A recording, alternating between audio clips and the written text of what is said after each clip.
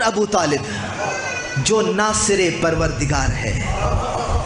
میں نے جملہ ایسے نہیں کہا، جو ناصر مصطفیٰ ہے، جو مصطفیٰ کا مددگار ہے.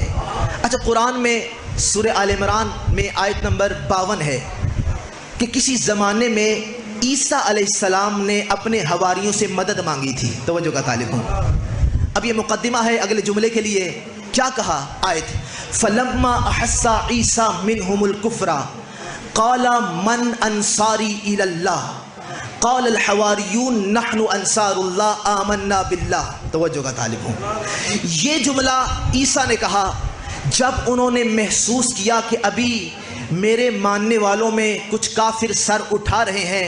انہوں نے ایک مطالبہ کر دیا، من انصاری الی اللہ، کون ہے جو اللہ کے لیے میرا مددگار بن جائے.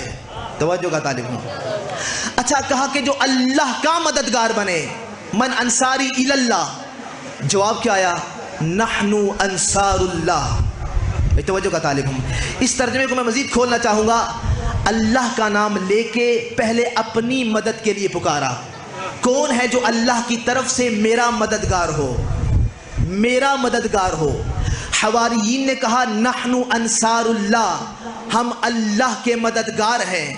چاہیے تھا عیسیٰ ٹوک دیتے، مدد میں نے اپنے لیے مانگی ہے، تم کہہ رہے ہو ہم اللہ کے مددگار ہیں.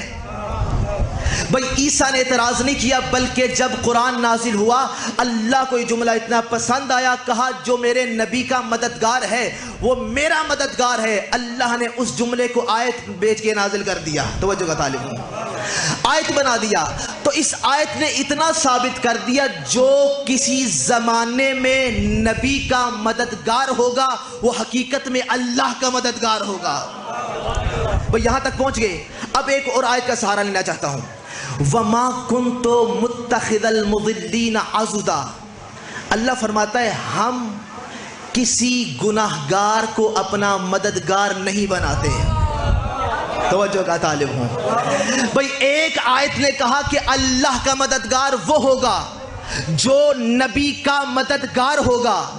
اللہ نے فرمایا ہم کسی گناہگار کو اپنا مددگار نہیں بناتے. تو ذرا تاریخ کو پڑھو.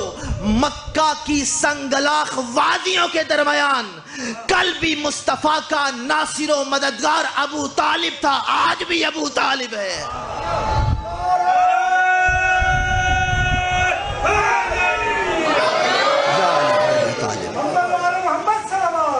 اللہم صلی علی محمد وآل محمد. بھئی آپ یہاں